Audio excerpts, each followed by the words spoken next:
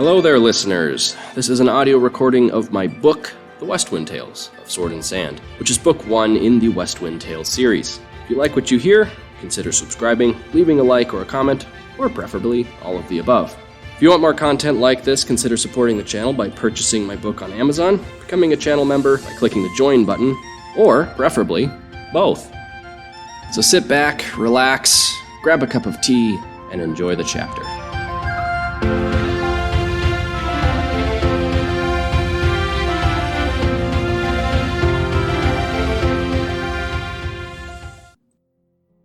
Once on the porch, he noticed through the window that Jupe and the Olma were talking, heads close together.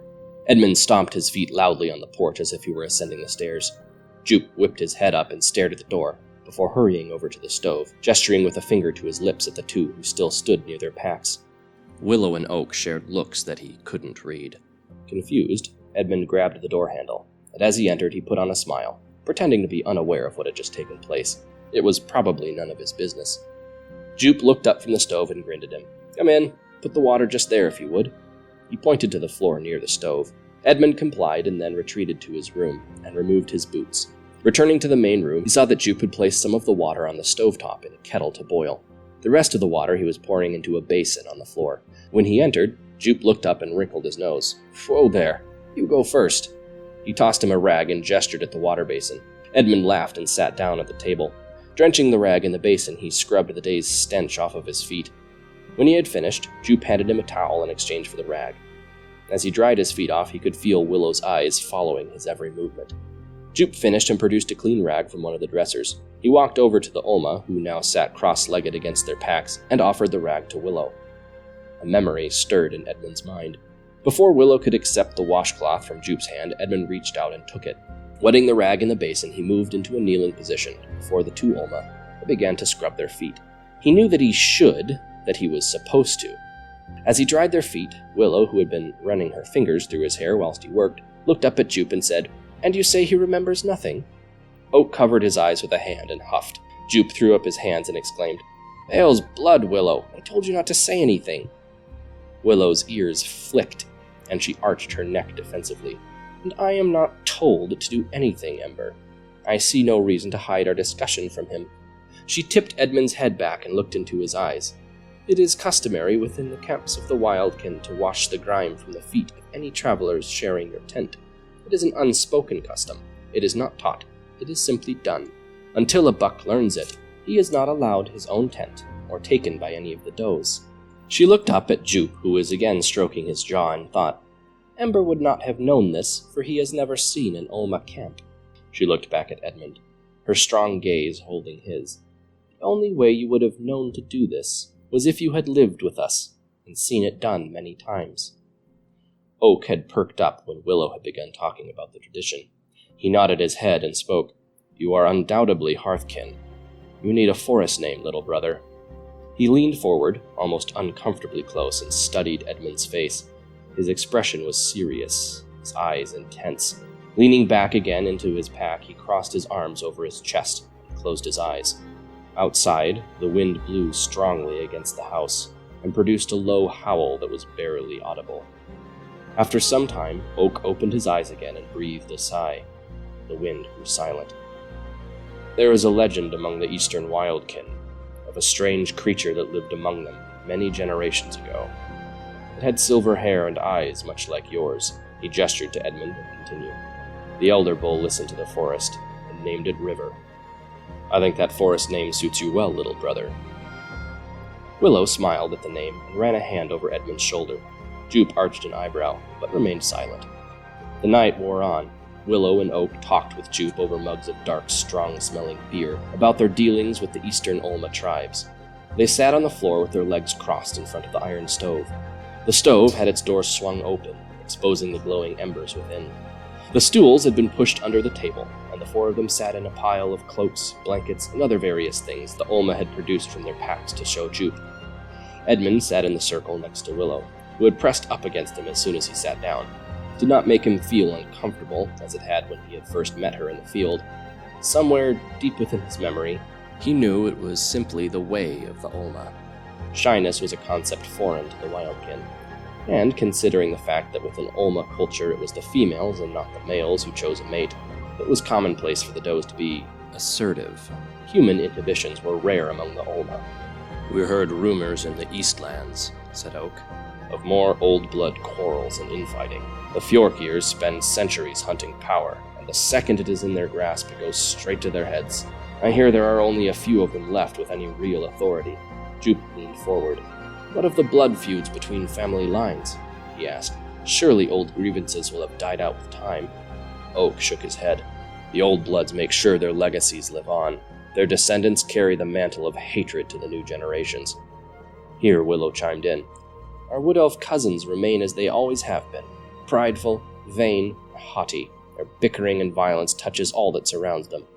I could feel the malevolence in the trees of the Eastlands. The land itself was tainted with it." The conversation turned to the Sheathwater territories that sat between the Northland Kingdom and the Eastlands. Here, Edmund perked up and listened. Since almost no traders had come through Rockford this year, Jupe pestered the two Olma for any detail, no matter how small, of the events taking place throughout the eastern reaches of the kingdom. Jupe sighed as Oak told him that the Shearwater army had been mustered and was camped west of the stronghold at South Harbor. It seemed Jupe had been right. Tensions were rising in the Northlands. Uneasiness was widespread. Oak and Willow admitted to running into several bands of slavers from the Southlands who had traveled northward from Trader's Pass over the Lumbar Mountains in the south. They were probably the reason the army had camped so close to the southern boundary. Willow leaned into the circle and spoke in a serious tone.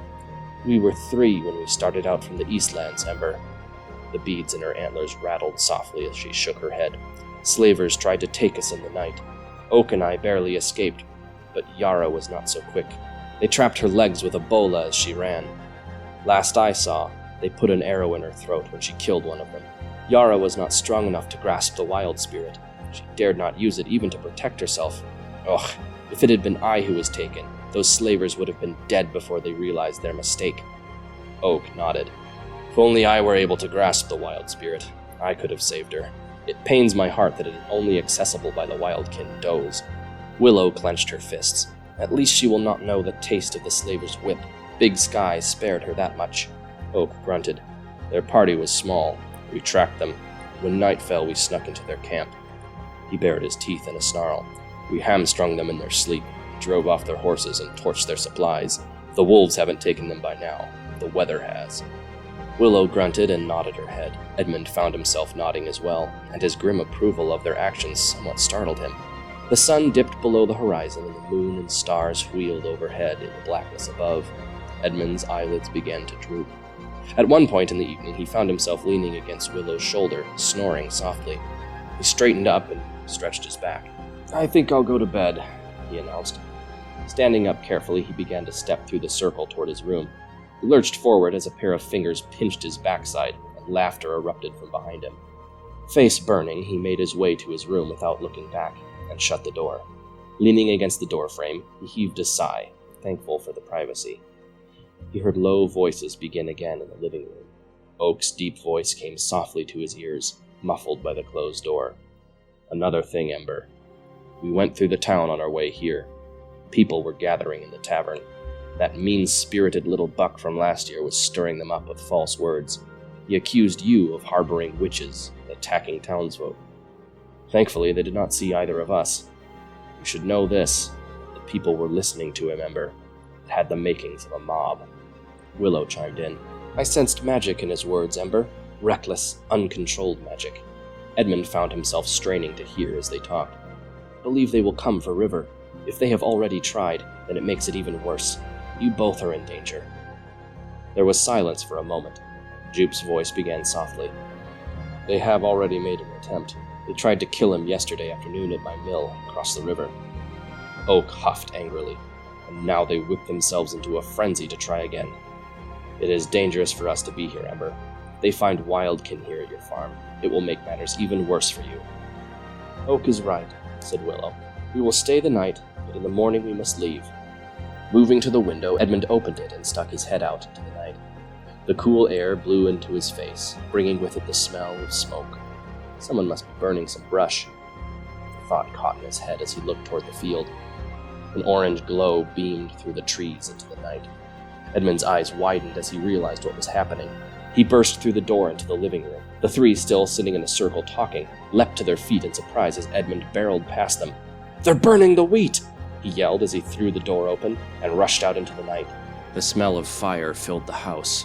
Smoke stung Edmund's nose as he rushed barefoot out past the barn toward the wheat field. His heart pounded in his chest. He had seen them. If he had only said something.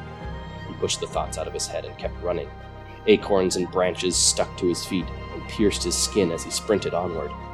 Willow and Oak rushed up past him. Without even breathing heavily, the two of them outstripped him and disappeared into the smoky night ahead. Edmund arrived at the wheat field behind them and saw the bundles of grain that he had cut earlier that day, all piled in the middle of the field. The whole heap was blazing, sending thick clouds of smoke into the air. He saw Oak chase after some figures on the edge of the field that scattered as they saw the bellowing Olma bearing down on them.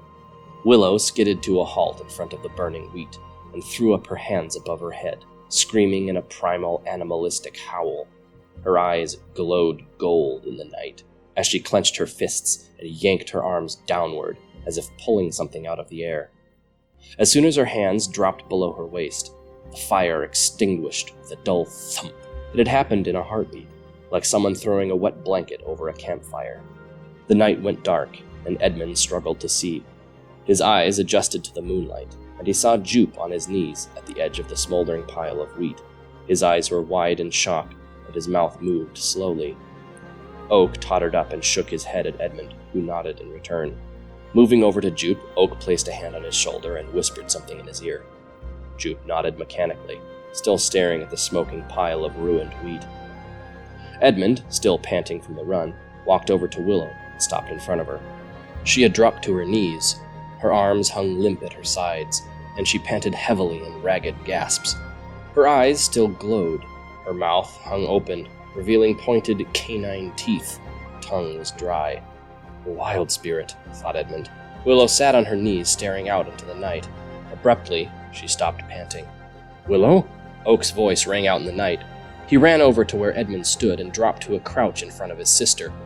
With both hands, Oak grasped Willow's face and brought it close to his. His voice grew more desperate. "No, no, no! Willow! Willow, wake up!" He moved his hands to her shoulders and began to shake her. Her head lolled to the side and bobbed limply as Oak pleaded with her. "Come on, Willow, wake up! You're strong! You can handle this! Please, wake up!" The beads in her antlers rattled as her head tossed about. A sinking feeling entered Edmund's chest. He looked down at Willow's hands. They were shaking. "She's took a hold of too much," said Jupe in a despairing voice. Edmund looked up to see him standing, his back to the smoking wheat.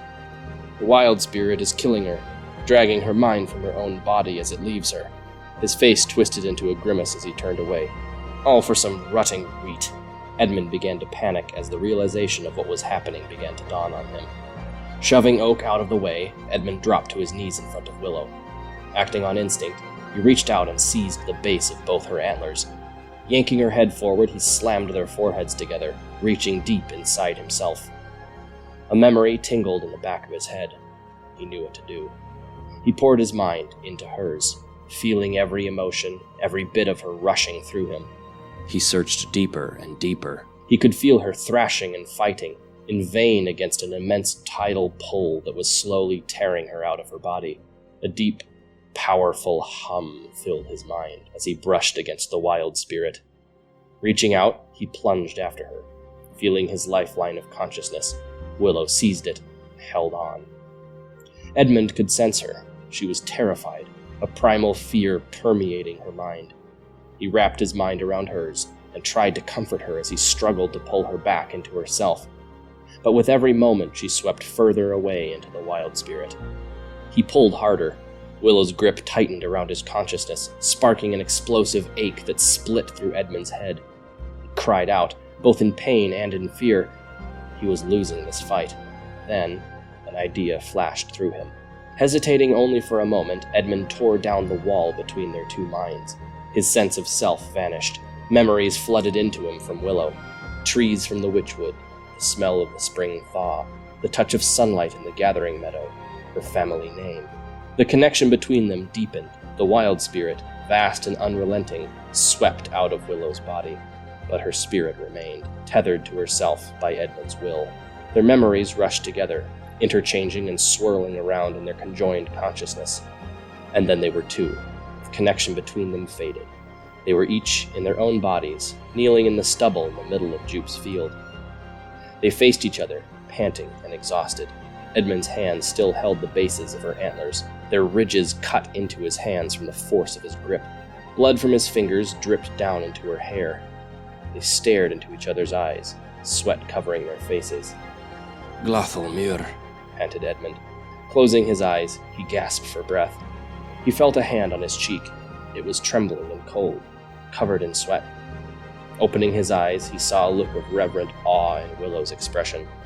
Her eyes were wide, and her fingers trembled as they touched his face. Eslinweir, she gasped, then fainted into his arms. He held her for a moment, taking in what she had said. Was it a name? Was it his name? The words sent a shiver through his spine as he spoke them to himself. Jolting out of the stupor, he gently laid Willow on her back, and realized that Jupe was standing next to them. Oak still sat in the dirt where Edmund had shoved him. Edmund looked up at them. Their jaws were slack as they both stared. Oak was the first to speak. "You saved her from the wild spirit?" He scrambled to his knees beside Edmund and wrapped his massive arms around him, hugging him fiercely. "Truly you are hearthkin to the Ulma. From here on, you are my brother. No one, not Ulma, not Elf, not Dwaro, nor any race has ever been able to wrestle a doe from the wild spirit's pull." But Edmund did not hear any of the words Oak was speaking, as he drifted slowly out of consciousness. He closed his eyes and surrendered to the black void that encompassed his mind. A word echoed through him. Eslinweir.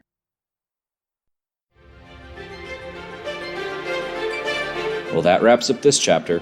Stay tuned for the next chapter of the Westwind Tales of Sword and Sand coming soon. In the meantime, you can head over to Amazon and pick up your very own copy. The link is in the description. Leave a comment and a like, make sure to subscribe for more content, and until next time, enjoy the adventure.